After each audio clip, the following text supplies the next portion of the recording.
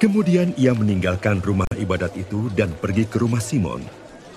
Adapun ibu mertua Simon demam keras, dan mereka meminta kepada Yesus supaya menolong dia.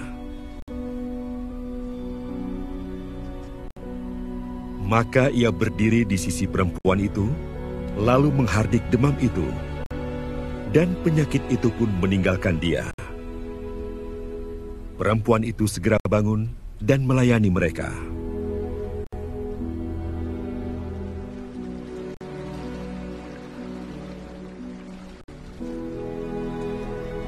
Ketika matahari terbenam, semua orang membawa kepadanya orang-orang sakitnya yang menderita bermacam-macam penyakit. Ia pun meletakkan tangannya atas mereka masing-masing dan menyembuhkan mereka. Dari banyak orang keluar juga setan-setan sambil berteriak, "Engkau adalah anak Allah." Lalu ia dengan keras melarang mereka dan tidak memperbolehkan mereka berbicara, karena mereka tahu bahwa ia adalah Mesias. Ketika hari siang, Yesus berangkat dan pergi ke suatu tempat yang sunyi. Tetapi orang banyak mencari dia, lalu menemukannya, dan berusaha menahan dia supaya jangan meninggalkan mereka. Tetapi ia berkata kepada mereka, "Juga di kota-kota lain aku harus memberitakan Injil Kerajaan Allah, sebab untuk itulah aku diutus." Dan ia memberitakan Injil dalam rumah-rumah ibadat di Yudea.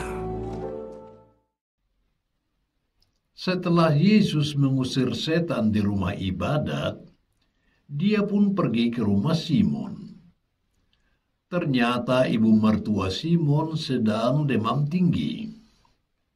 Demam ini membuat tubuhnya lemah sampai-sampai dia tidak sanggup bangun.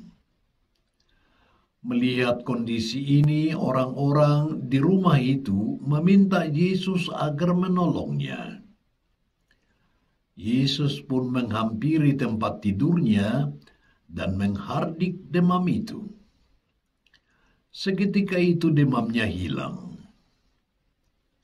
Baru saja sembuh dari demam keras, dia langsung melayani. Bisa saja dia beralasan, ya masih perlu istirahat setelah disembuhkan Yesus, tetapi dia tidak menunda-nunda lagi. Ia segera melayani. Dengan dipulihkannya kesehatannya, ibu tersebut merasa terpanggil untuk melayani orang lain. Ia menjadi pelayan setelah mendapat kesembuhan dari Yesus. Kemudian Yesus berkeliling kota sampai sore untuk menyembuhkan orang-orang sakit dan orang-orang yang kerasukan setan. Keesokan harinya orang banyak mencari dia dan berusaha menahannya supaya jangan meninggalkan mereka. Dan Yesus menjawab bahwa dia harus pergi mengunjungi tempat-tempat lain. Dia katakan, "Aku harus mewartakan Injil Allah, karena untuk itulah aku diutus." Yesus tetap menyadari bahwa fokus misinya bukan hanya menjadi pengkhotbah atau pekerja mukjizat saja. Yesus mempunyai misi yang lebih luas. Misi Yesus adalah memberitakan kabar baik ke seluruh manusia. Melalui perikop Injil hari ini, Yesus mempertegas misi yang diberikannya kepada para rasul, yang juga menjadi misi gereja sepanjang masa.